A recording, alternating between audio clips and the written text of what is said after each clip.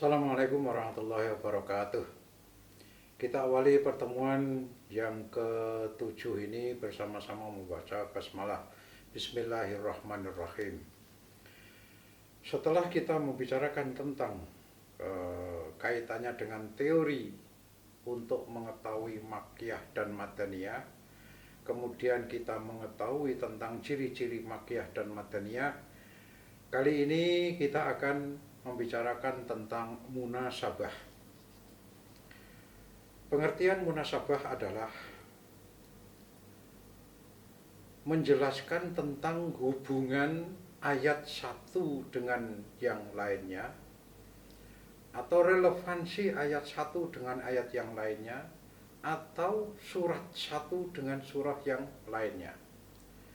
Jadi munasabah ini adalah membicarakan tentang hubungan ayat satu dengan ayat yang lain, surat satu dengan surat yang lain. Karena Al-Quran itu tidak bisa diartikan atau ditafsirkan secara sepotong-sepotong, maka ilmu munasabah ini adalah sangat-sangat penting di dalam memahami Al-Quran. Dari sifat munasabah dibagi menjadi dua. Yang pertama adalah zahirul munasabah, atau munasabah yang sangat jelas.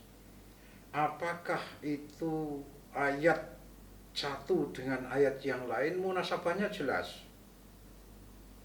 Seperti yang ada di dalam surat Al-Isra ayat 1 dan 2. Allah berfirman di dalam surat Al-Isra ayat 1 dan 2, A'udzubillahi minasyaitonir rajim.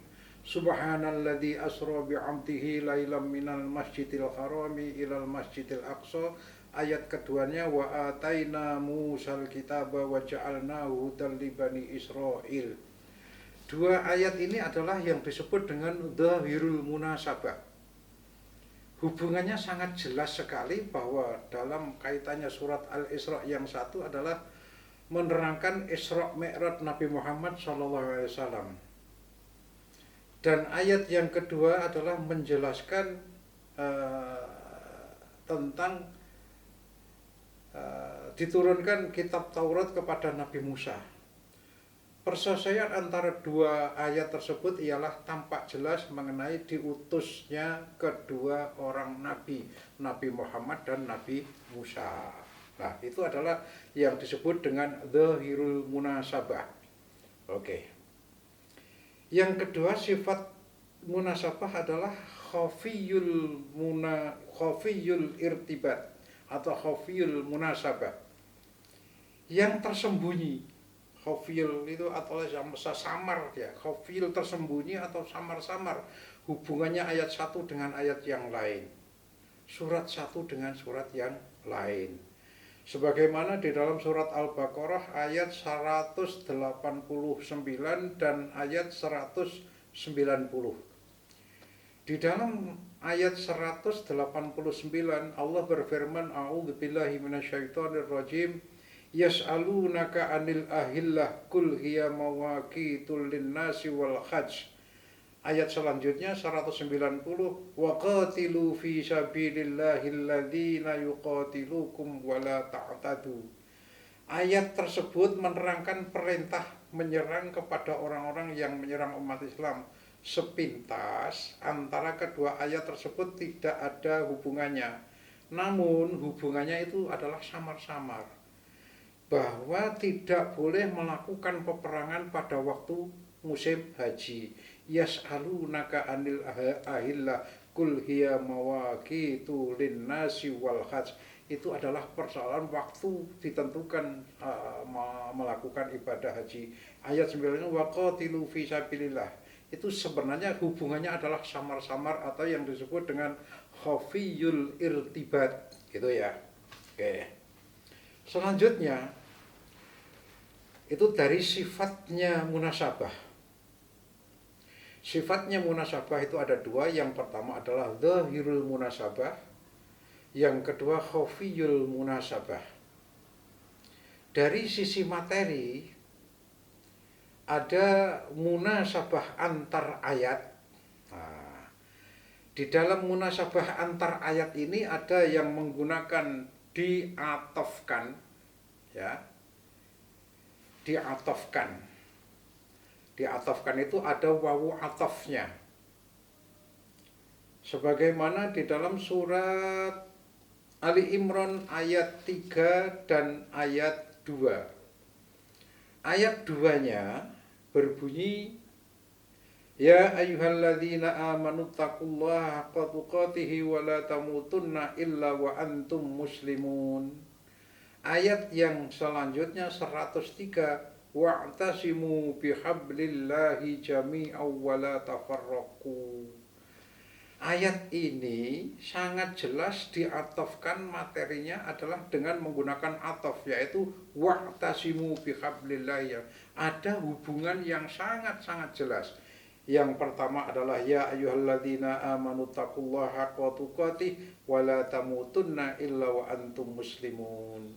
Ini kita diperintahkan untuk takwa, di samping bertakwa juga mewujudkan wa'tasimu bihablillahi jami'aw wa la tafarraqu. Oke. Yang kedua adalah tidak diatofkan.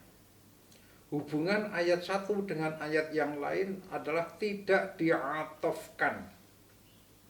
Sebagaimana contoh di dalam surat Ali Imran ayat 10 dan ayat 11. Di dalam ayat 10 Allah berfirman, A'udzubillahi minasyaitonirrajim.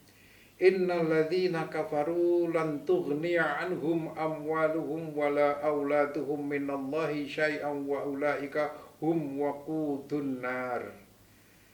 Ayat 11-nya, kadzabi ali fir'auna wal ladzina min qablihim kadzabu bi ayatina. Seakan-akan dua ayat ini tidak ada hubungannya. Padahal di dalam munasabah ini tampak hubungan yang kuat antara ayat 11 dan ayat 10.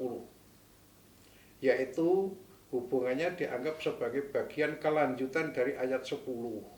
Nah, hal inilah yang kadang-kadang kita membutuhkan ketelitian.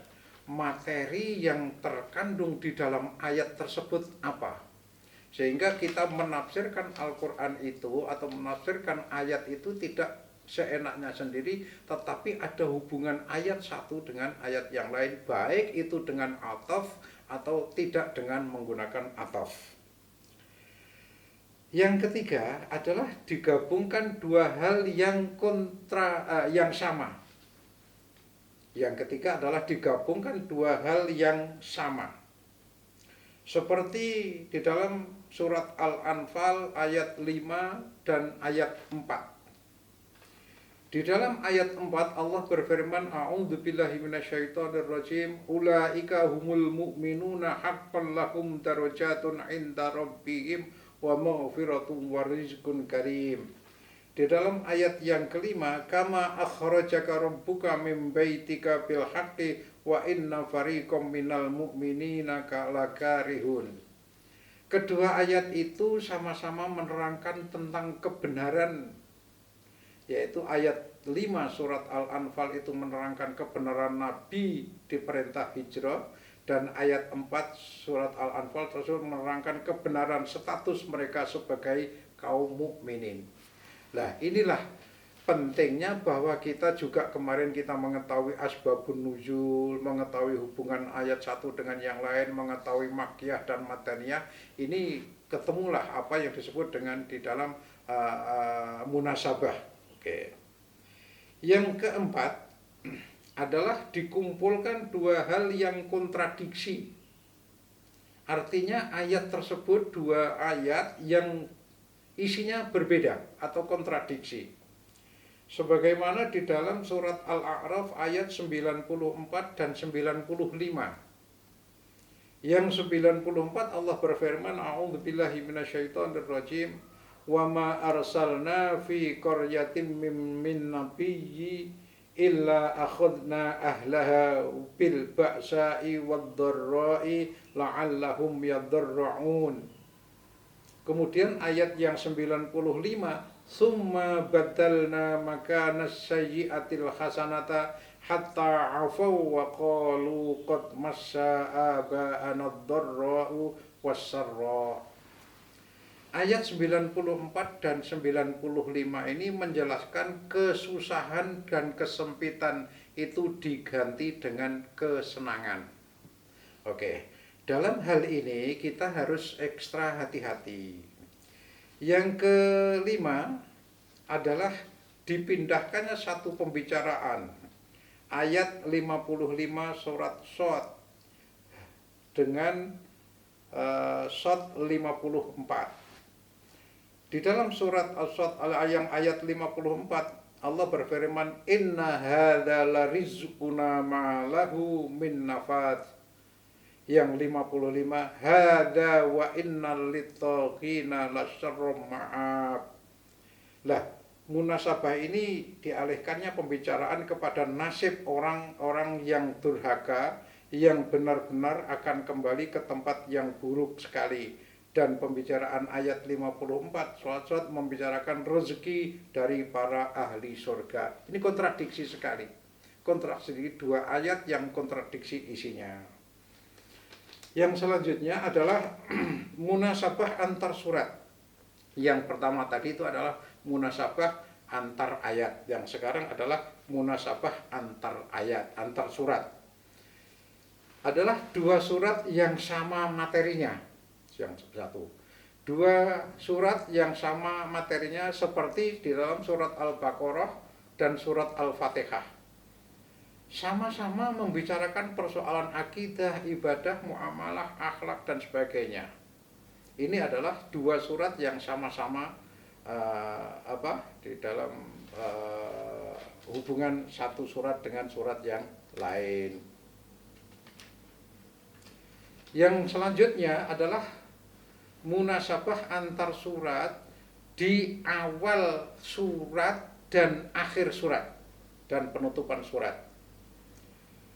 Seperti di dalam surat Al-An'am ayat 1 dan surat Al-Maidah ayat 120.